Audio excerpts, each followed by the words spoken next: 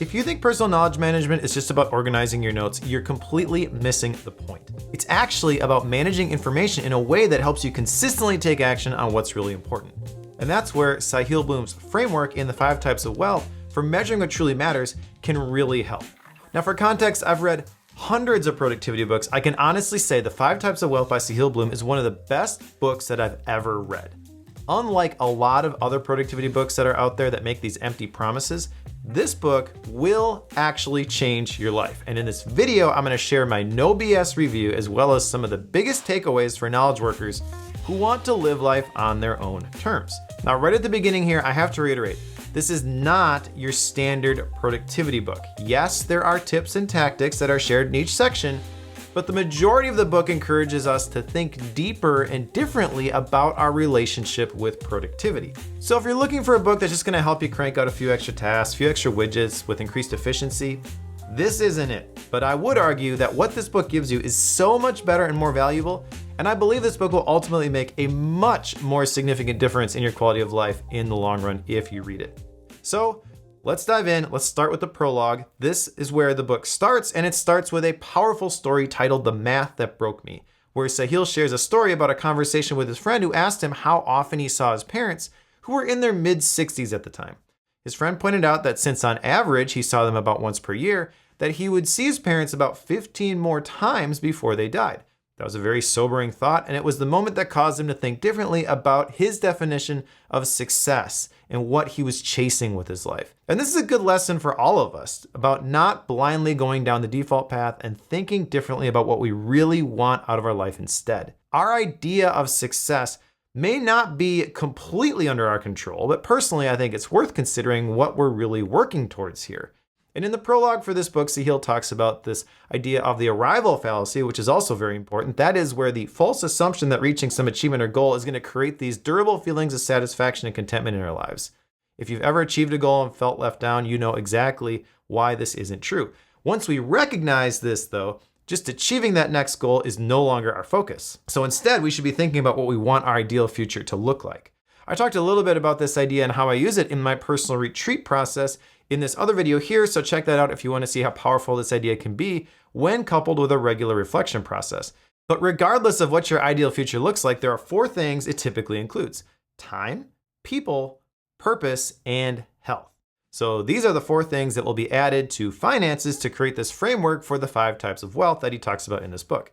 And honestly, I think this is a really strong way to start the book. It does a great job of helping us understand that there are different levers that we can pull depending on what exactly we're trying to optimize for. Pull the lever, Kronk. Wrong lever! Now, the first official section of the book is called Designing Your Dream Life. And this is where Sahil talks a little bit more about the 5 different types of wealth.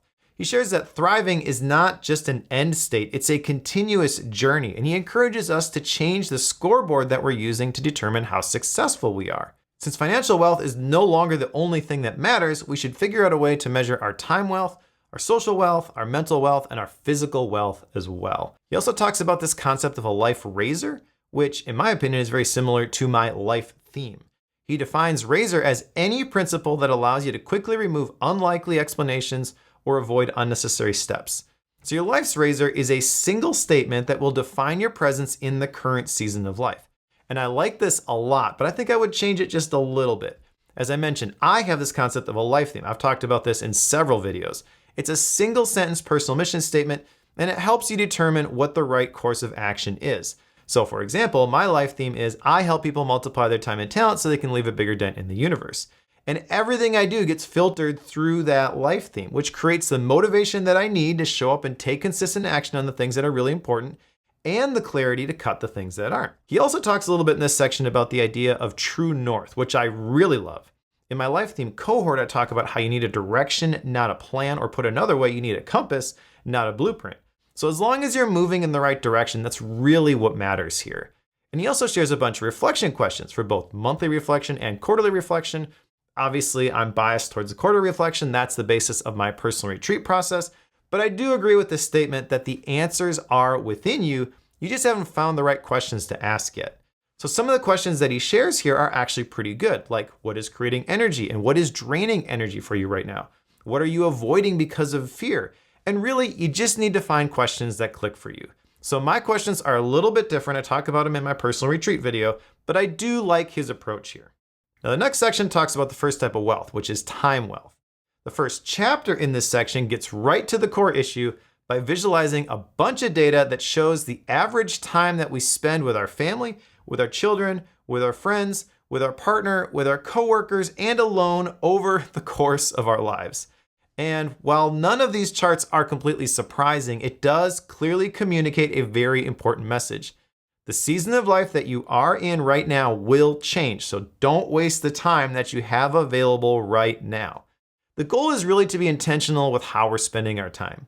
And one of the reasons this is so difficult is because we get caught up in the busyness of our day-to-day and we don't take the time to think about what's really important to us right now. I had my own revelation of this not too long ago when my dad was diagnosed with lung cancer. Now, fortunately, treatment is going very well. He's doing fine, but I had this realization shortly before his diagnosis that my time with him was limited. So we started meeting regularly for coffee, and some of those conversations have been some of the best that we've ever had. And I was very thankful that I had started to do this prior to his official diagnosis. And the real lesson to be learned here is that our time is limited and none of us are guaranteed tomorrow. Sahil also talks about the 3 pillars of time wealth here, which are awareness, attention, and control. So awareness is having an understanding of the finite and permanent nature of time. Attention is the ability to direct our attention and focus on the things that matter most and ignore the rest. And control is the freedom to own our time and choose exactly how we spend it.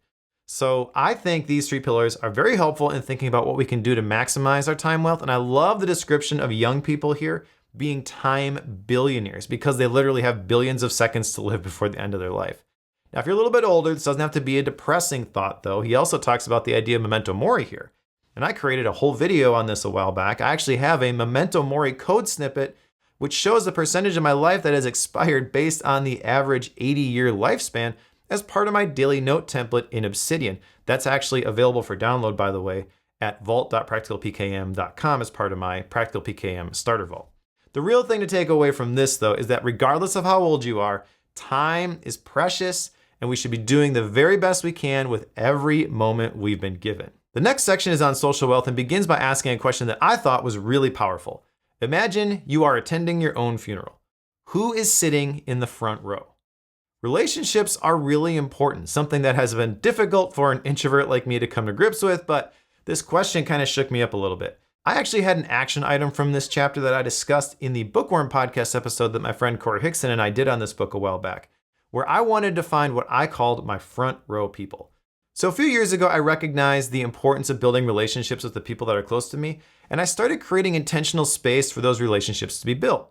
It kind of started when I read Indistractable by Nir Eyal, and he talked about this idea of a kibbutz that his family did with a couple of other families. He shared about how they would have these families over and they'd share a meal together, and then they would seed a discussion question for the adults and the kids would all go play together, while the adults had intentional conversation.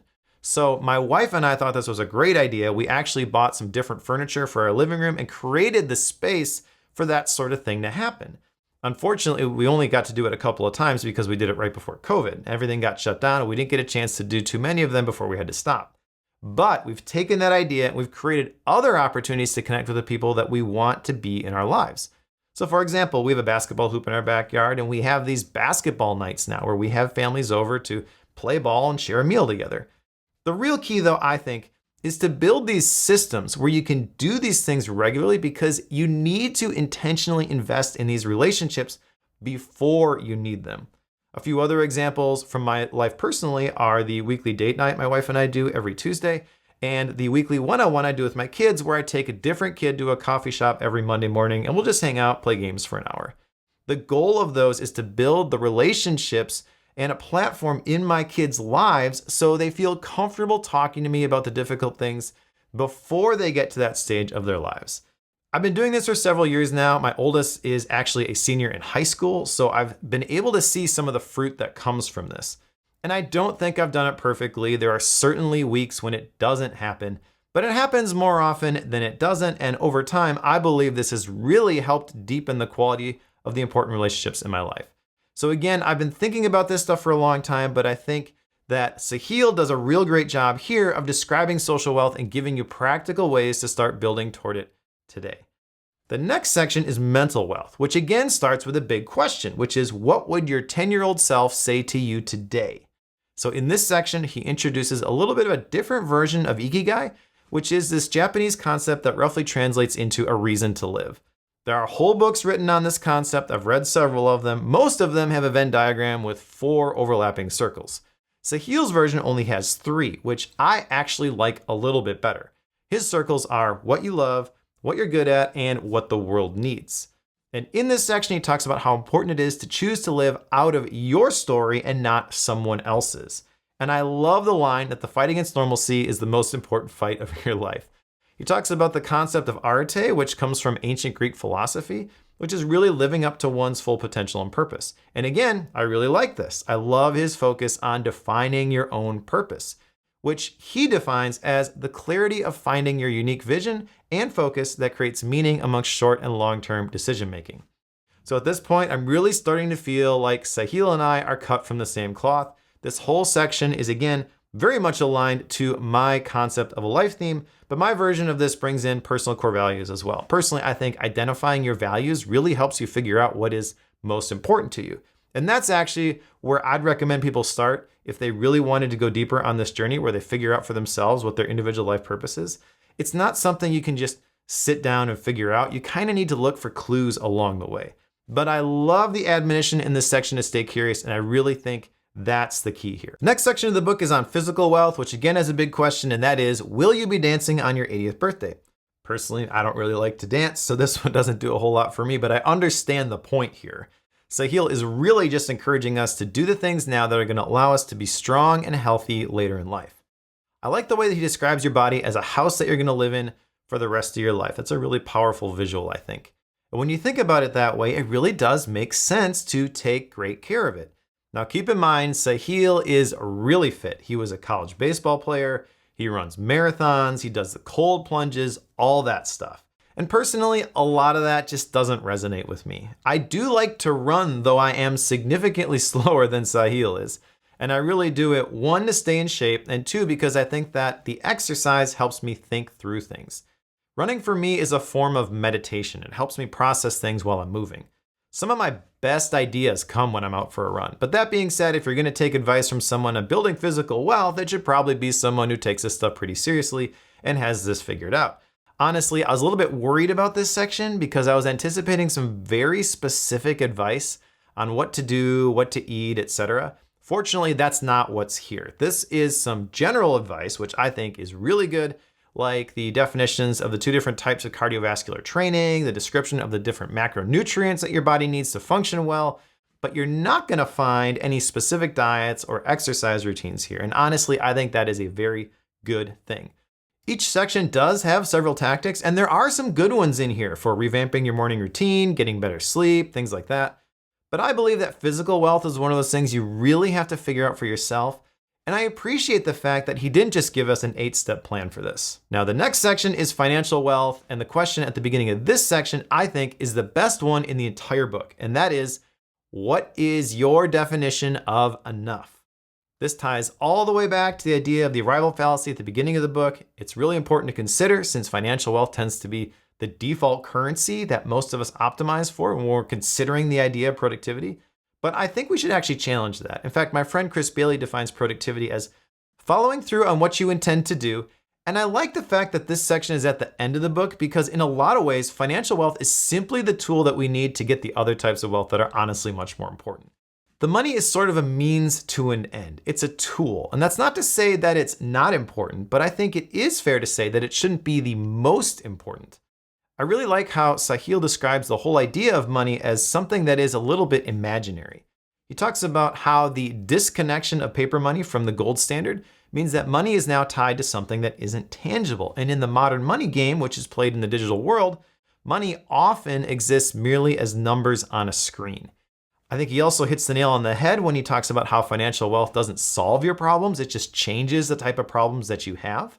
And I believe a lot of people chase money as their default currency or the thing that they are optimizing for because they think it's going to solve their problems.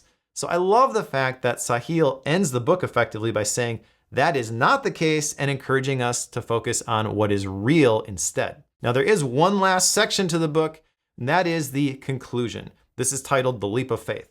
And this is kind of the last call to action where he encourages us to embrace the framework for the 5 different types of wealth that he talks about in this book and make decisions that are in alignment with the ideal future that we want to create. By the way, he also has a quiz associated with this book that I thought was pretty good. He first mentions this at the beginning, but I saved it until the end because I think it's actually most effective when you have at least a general understanding of what the 5 different types of wealth are. I put a link to that quiz in the description below this video if you want to take it yourself. I've taken lots of these quizzes over the years. I even have a background with the family business where we built research-based assessment and skill building systems. So I'm usually pretty skeptical about things like this. However, I actually think this one is pretty good. It's definitely not a research-based assessment, but it is well put together and it does a great job of helping you identify the areas that need the most attention in your life. So if you can't tell, overall, I'm a big fan of this book. I mentioned earlier, this book will change your life. I wholeheartedly believe that. I think it's a great resource for helping you not only identify what's important in your life, but helping you create the systems to move toward your ideal future and live life on your own terms. I'm very much in agreement with him on most of this book, especially that money isn't the only thing that matters. And I think he does a great job making a very compelling argument for designing the life that you want to live. I wish more books like this existed in the productivity space. This one is an easy 5 stars for me. By the way, all my notes for this book, including both a text-based outline and a PDF mind map, are available in my personal book notes library, which is a pay what you want Obsidian vault that has book notes like this for over 200 books that I've read. It uses Obsidian bases to create a card view that is sortable by rating. You can actually get this for free if you want, but if you want to throw a couple bucks my way to help me out as an independent creator, I would really appreciate it. You can download it right now though by going to practicalpkm.com/notes. Thanks for watching, and we'll see you in another video.